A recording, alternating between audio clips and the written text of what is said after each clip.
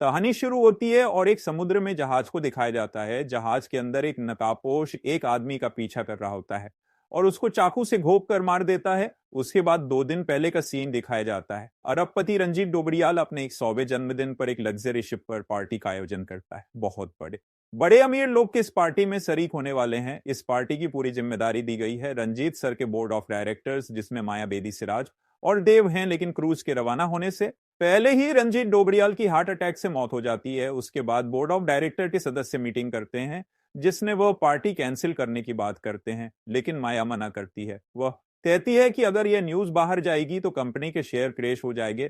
तभी वेदी कहता है देव का नाम अनाउंसमेंट कर देते हैं, इससे सिचुएशन कंट्रोल में रहेगी। लेकिन सिराज लीगल ओपिनियन के लिए कहता है। फिर वह लूसी को बुलाते हैं। लूसी बताती है कि रंजीत सर ने एक होरोग्राफ बिल तैयार कराई थी। फिर वो लोग होरोग्राफ में रंजीत सर को बोलते हुए देखते हैं। तभी हमें पता चलता है कि देव उसकी दूसरी बीवी का बेटा है। फिर रंजीत अपनी पूरी प्रॉपर्टी के अंपायर का नाम बताते हैं। जोली, जो कि उसकी पहली बीवी का बेटा है, रंजीत देव को बताते हैं कि तुम्हारा भाई भी आ रहा है मेरी बर्थडे पार्टी पर, अब तुम्हारा फर्ज बनता है कि उसको उसका हक मिले। फिर वह लूसी को बोलता है अगर जोड़ी नहीं आया तो मेरी सारी प्रॉपर्टी आप सबने बट जाएगी, जिसमें बोर्ड ऑफ डायरेक्टर उसका स्टाफ होता है। फिर वो लोग जोली के आने का इंतजार करते हैं, लेकिन तभी एक के बाद एक 3 जोली की एंट्री होती है। पहले नंबर पर जलाबुद्दीन उर्फ जोली और उसकी वाइफ सारा, दूसरे नंबर पर जलभूषण उर्फ जोली और उसकी वाइफ शशिकला, और तीसरे नंबर पर जूलियस उर्फ जोली और उसकी वाइफ कांची, उसके बाद 30। अब इन तीनों की सच्चाई जानने के लिए डॉक्टर से डीएनए टेस्ट करने के लिए कहता है। उसके बाद सभी लोग पार्टी को एंजॉय करने लगते हैं। तभी तीनों जोली और उसकी वाइफ के ड्रिंक में बेहोशी की दवा मिला दी जाती है।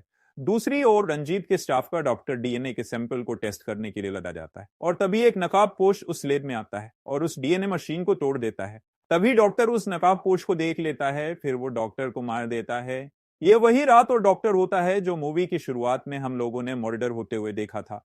अब मूवी फिर से प्रेजेंट में आ जाती है। अगले दिन मॉर्निंग में तीनों जोली और उनकी वाइफ की अदला बदली हो गई होती है और उनके कपड़े भी अजीब तरह के होते हैं, यानी कि जो उन्हें रात को पार्टी में बेहोशी वाली ड्रिंक दी गई थी उसी वजह से उन लोगों को कुछ याद नहीं था कि कल उनके साथ क्या हुआ और उनका हुलिया कैसे बदला, और डॉक्टर से रिलेटेड चीजें कुछ न कुछ उन सबके पास होती है। उसके बाद सभी लोग देव की बताई हुई जगह पर इकट्ठा होते हैं डीएनए टेस्ट की रिपोर्ट के लिए, लेकिन डॉक्टर नहीं आता। डॉक्टर की लाश ऊपर से गिरती है।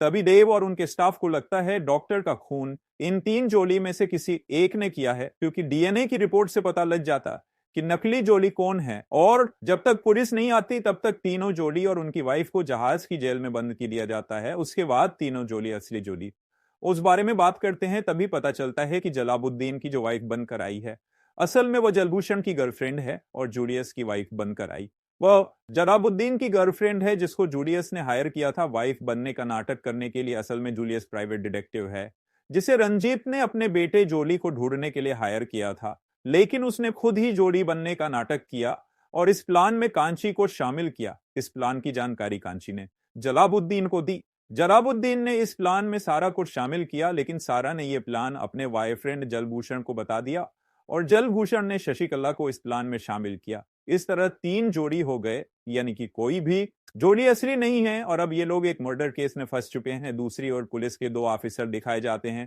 वीडू और बाबा, जो अपराधियों का पीछा कर रहे होते हैं, लेकिन उनको पकड़ तो नहीं पाते, उल्टा इस चक्कर में बहुत सारे लोगों का नुकसान कर देते हैं। इसके बाद इन दोनों को सस्पेंड कर दिया जाता है।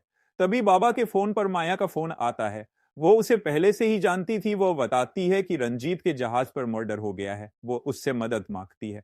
उसके बाद वीडू बाबा से कहता है कि हम लोग चलकर केस को सोल्व करेंगे। बाबा कहता है कि हम तो सस्पेंड है। वीडू कहता है कि यह बात केवल उन दोनों को पता है और किसी को नहीं। जब केस सोल्व कर देंगे तो नौकरी भी वापस से मिल जाएगी। दूसरी ओर जूलियस कहता है सबसे पहले पुलिस हम लोगों का डीएनए टेस्ट करेगी, हमें डीएनए सैंपल डिस्ट्रॉय करना होगा और रंजीत की बॉडी को पानी में फेंकना होगा। इसके बाद वो चुपके से जहाज के लॉकअप से निकल जाते हैं।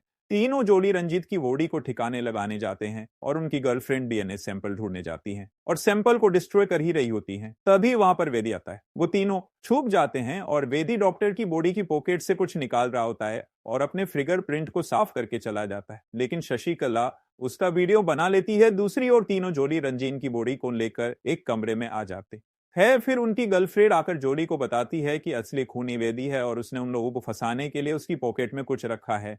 फिर जोली उन तीनों से फिर से अपने आप को लॉकअप में बंद होने के लिए कहते हैं, जिससे पुलिस को शक न हो। अब रंजीत की बॉडी को कबर्ड से लेने जाते हैं पानी में फेंकने के लिए, लेकिन जब वह बॉडी को लेते हैं तो गलती से बेदी की बॉडी ले जाते हैं, यानी कि उसका भी किसी ने खून कर दिया था।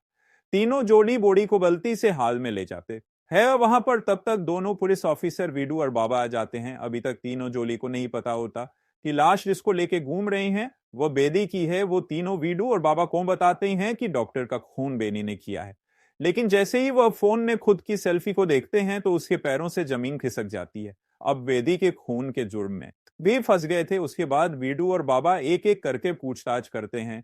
दूसरी ओर जोली की गर्लफ्रेंड रंजीत की बॉडी को कबर्ड से लेने जाती हैं, लेकिन बॉडी वहां से गायब होती है। इसके बाद वीडू और बाबा तीनों जोड़ी से एक साथ पूछताछ करते हैं। उसके बाद तीनों जोड़ी की कुटाई होती है। उसी समय वीडू को किलर के खिलाफ एक सबूत मिल जाता है। उसके बाद पुलिस ऑफिसर सभी लोगों को एक साथ लॉकअप के रूम में बुलाते हैं। वीडू बताना शुरू करता है कि जब डॉक्टर की उंगली कटी तब वह जिंदा था। उंगली जलाबुद्दीन और जलभूषण के बीच झगड़े के बीच बचाव के चक्कर में कट गई थी। जब उंगली कटी तो वह लेब के पास भाग कर गया, लेकिन तभी उसके मुंह में किसी ने पीनट्स ठूस दिए, जिससे उसको एलर्जी हो गई और उसका चेहरा सूज गया।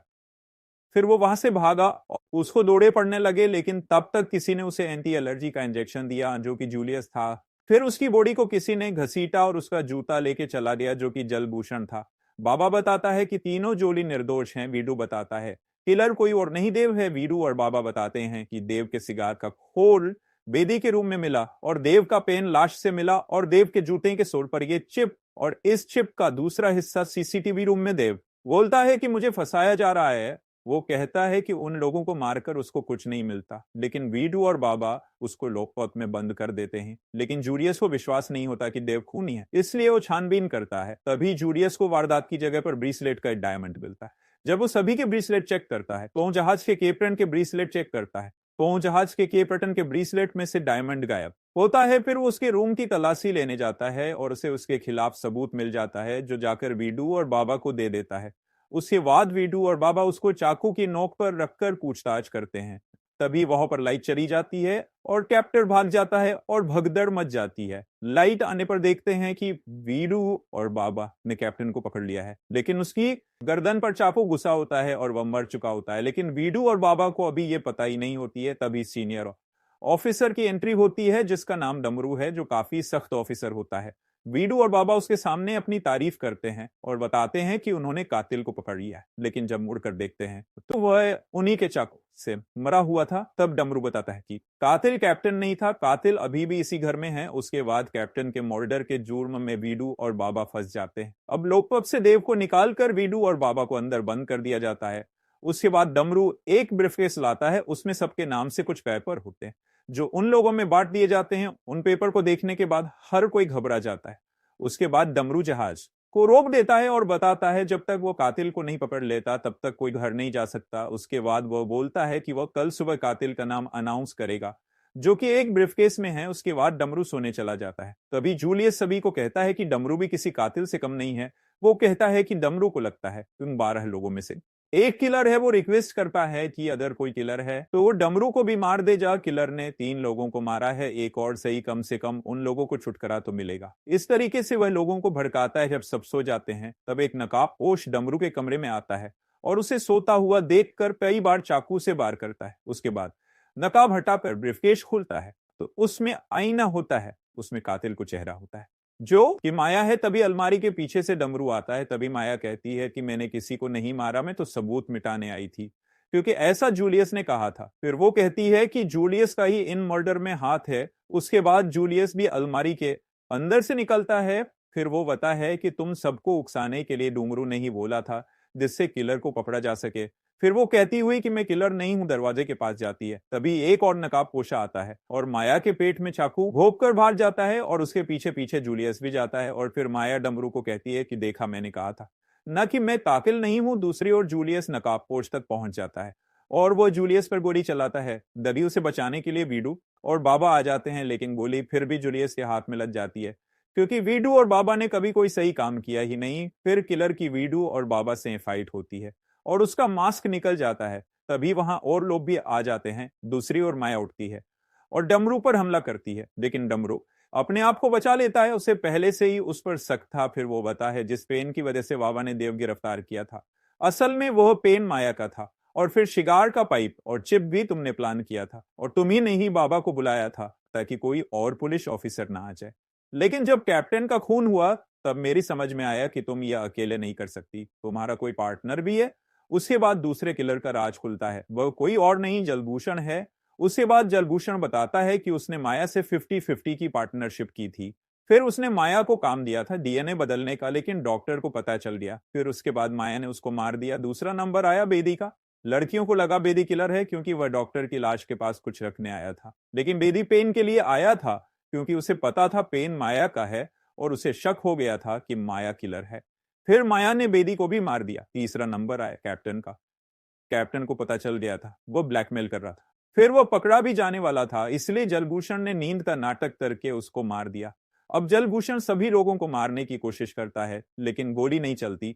फिर वहां डमरू और माया भी आ जाते हैं। फिर उन्हें फाइट शुरू हो जाती है, और जब सभी एक बड़े एग्जॉस्ट फैन की वजह से मरने वाले होते हैं, तभी असली जोड़ी उर्फ जलाल की एंट्री होती है। वह एग्जॉस्ट फैन को बंद करके सभी को बचा लेता है, और माया और जलभूषण को पकड़ लिया जाता है।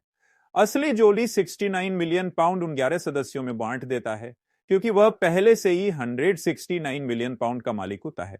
यह देखकर जलभूषण और माया को अफसोस होता है कि उन्होंने बेकार में ही खून कर दिए। फिर वीडू और बाबा को अपनी जॉब फिर से वापस मिल जाती है, और कुछ हैप्पी एंडिंग सीन के साथ मूवी खत्म हो जाती है।